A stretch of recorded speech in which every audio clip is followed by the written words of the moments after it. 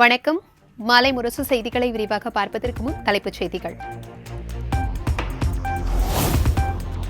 தமிழகத்தில் அதிகாரிகளுக்கு லஞ்சம் அளித்து குட்கா பொருட்கள் விற்கப்பட்டது தொடர்பாக சிபிஐ வழக்கு. முன்னாள் அமைச்சர்கள் சி. விஜயபாஸ்கர், பி. ரமணா உள்ளிட்ட 25 பேர் நேரில் ஆஜரான நிலையில் வழக்கு வரும் 23ஆம் தேதிக்கு ஒத்திவைப்பு.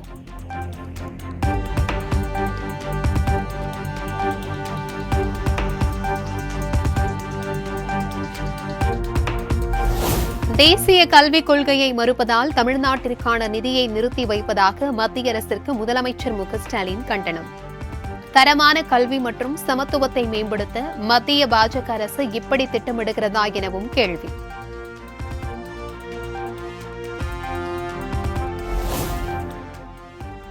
திமுக பவள விழாவை முன்னிட்டு இல்லங்கள் தோறும் கழக கொடி ஏற்றி கொண்டாடிட வேண்டும். கட்சி தொண்டர்களுக்கு முதலமைச்சர் மு.க.ஸ்டாலின் வலியுறுத்தல். ஆதி திராவிடர் மாணவர் விடுதி குறித்த எடப்பாடி பழனிசாமியின் குற்றச்சாட்டுக்கு தமிழ்நாடு அரசு மறுப்பு. மாணவர்களின் எண்ணிக்கைக்கு ஏற்ப சரியான அளவில் உணவு வழங்கப்பட்டு வருவதாகவும் விளக்கம்.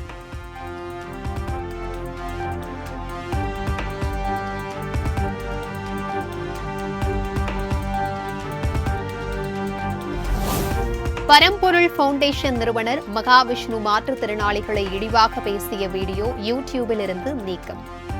வீடியோ இணையதளத்தில் பரவி சர்ச்சையாகி கண்டனங்கள் எழுந்த நிலையில் நடவடிக்கை.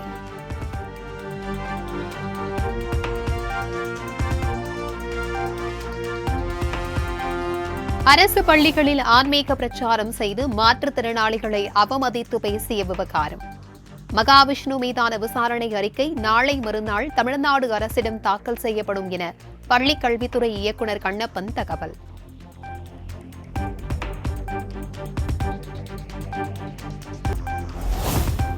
கொடியேற்றத்துடன் தொடங்கியது சுசீந்தரம் தானுமாலய சுவாமி கோவில் ஆவணி திருவிழா.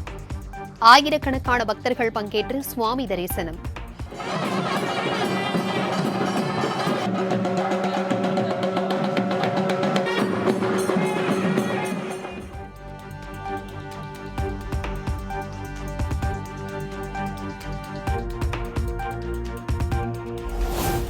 கலிங்கப்பட்டினத்திற்கு கிழக்கே நிலை கொண்டிருந்த குறைந்த காற்றழுத்த தாழ்வு பகுதி வடக்கு ஒடிஷா, மேற்கு வங்கம் கடற்கரை பகுதிகளில் ஆழ்ந்த காற்றழுத்த தாழ்வு மண்டலமாக வலுப்பெற்றது.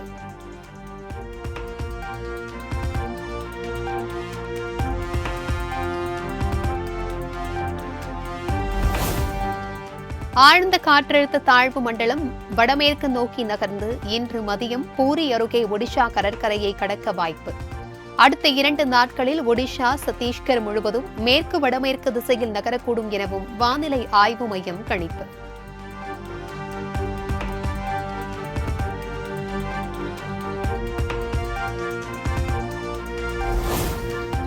திருவள்ளூர், ராணிப்பேட்டை, காஞ்சிபுரம், திருவண்ணாமலை ஆகிய 4 மாவட்டங்களில் காலை 10 மணி வரை மிதமான மழைக்கு வாய்ப்பு. சென்னை வானிலை ஆய்வு மையம் கணிப்பு.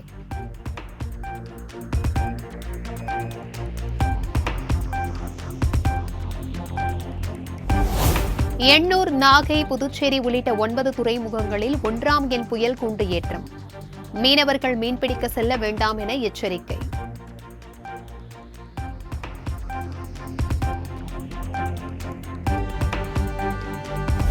தூத்துக்குடி அருகே தருவைக்குளத்தில் மீனவர்கள் வேலை நிறுத்தம் மற்றும் கடையடைப்பு போராட்டம்.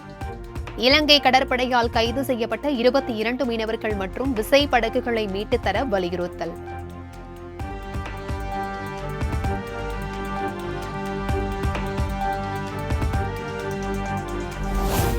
அமெரிக்காவில் வரும் 21ஆம் தேதி நடைபெறும் குவாட் அமைப்பு மாநாட்டில் பிரதமர் மோடி, ஜோ பைடன் உள்ளிட்டோர் பங்கேற்பு. 22ஆம் தேதி இந்திய வம்சாவளியினர் ஏற்பாடு செய்துள்ள கூட்டத்தில் பிரதமர் உரையாற்றுவார் என தகவல்.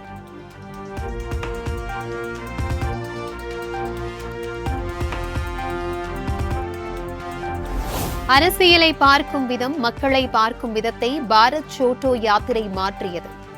பாரத் ஜோடோ யாத்திரை அரசியலில் அன்பை அறிமுகப்படுத்தியது எனவும் அமெரிக்காவில் நடைபெற்ற நிகழ்ச்சியில் ராகுல் காந்தி பேச்சு.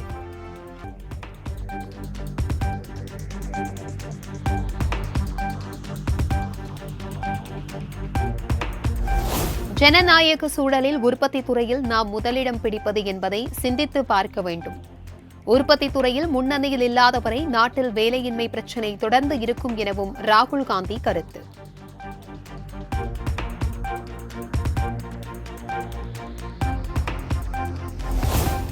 தமிழகத்தில் தற்பொழுது முதல்வராக வேண்டும் என்ற நினைப்பில் சிலர் கட்சி தொடங்குவதாக விஜயை மறைமுகமாக விமர்சித்தார் அமைச்சர் கீதா ஜீவன். அதிமுகவில் பங்காளி சண்டை இதுவரை முடியவில்லை என்றும் விளாசல்.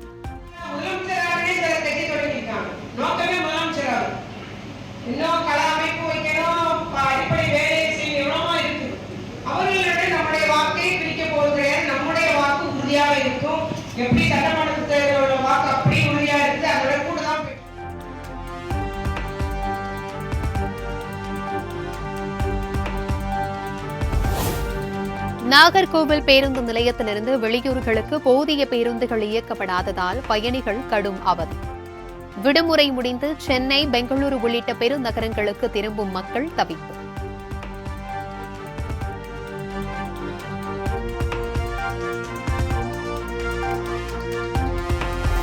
விடுமுறை முடிந்து சொந்த ஊர்களுக்கு சென்றவர்கள் மீண்டும் சென்னைக்கு திரும்புவதால் போரூர் சுங்கச்சாவடி அருகே போக்குவரத்து நெரிசல். சுமார் 5 கிலோமீட்டருக்கு வாகனங்கள் அணிவகுத்து நின்றதால் பொதுமக்கள் கடும் சிரமம்.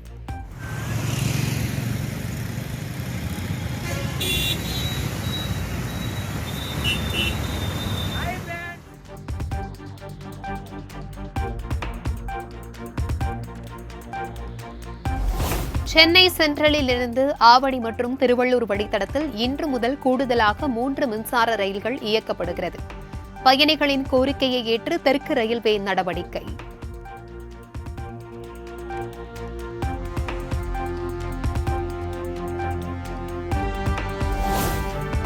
டெல்லியிலிருந்து சென்னை கொண்டுவரப்பட்ட 1556 கிலோ கெட்டுப்போன இறைச்சிகள் பறிமுதல்.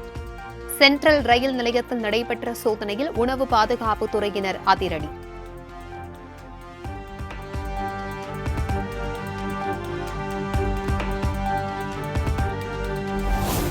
தமிழகத்தில் பல்வேறு பகுதிகளில் உள்ள நீர்நிலைகளில் கரைக்கப்பட்ட விநாயகர் சிலைகள்.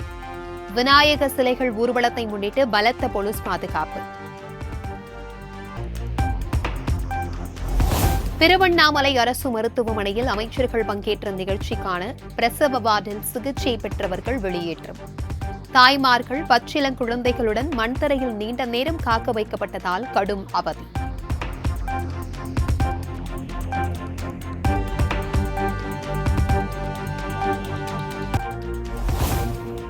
தூத்துக்குடி மாவட்டம் பேரூரணி சிறையில் கைதிகளிடையே கடும் மோதல். சம்பவம் தொடர்பாக சிறைத்துறை டிஐஜி பழனி நேரில் விசாரணை.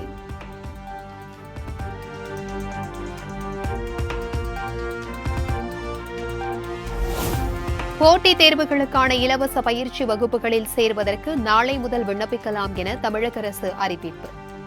ஆர்வமுள்ளவர்கள் வரும் 24ஆம் தேதிக்குள் இணையதளம் வாயிலாக விண்ணப்பிக்கலாம்.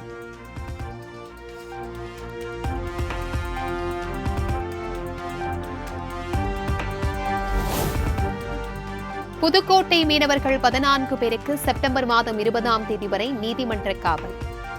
எல்லை தாண்டி மீன்பிடித்ததாக கடந்த 6ஆம் தேதி கைது செய்யப்பட்ட நிலையில் இலங்கை நீதிமன்றம் உத்தரவு.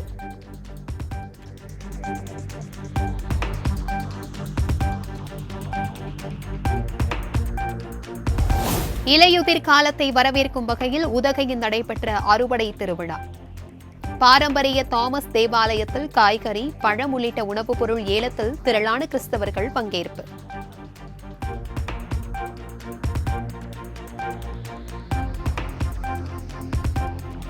வேளாங்கண்ணி புனித ஆரோக்கிய அன்னை பேராலய ஆண்டு திருவிழா கொடியேற்றத்துடன் நிறைவு.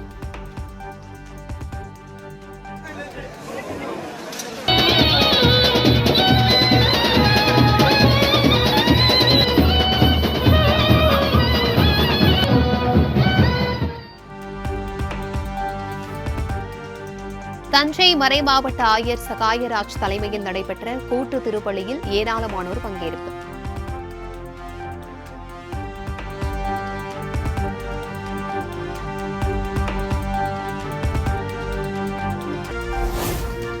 தெலங்கானா மாநிலம் ஹைதராபாத் மற்றும் ஆந்திர மாநிலம் விசாகப்பட்டினத்தில் கொட்டி தீர்க்கும் கனமழை. சாலைகளில் குளம் போல் வெள்ள நீர் தேங்கியுள்ளதால் பொதுமக்கள் கடும் அவதி.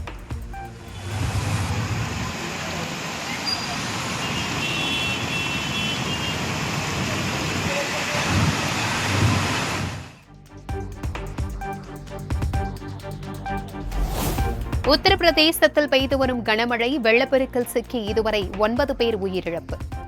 பல்வேறு இடங்களில் சாலை போக்குவரத்து, மின்சாரம் துண்டிக்கப்பட்டுள்ளதால் மக்களின் இயல்பு வாழ்க்கை பாதிப்பு.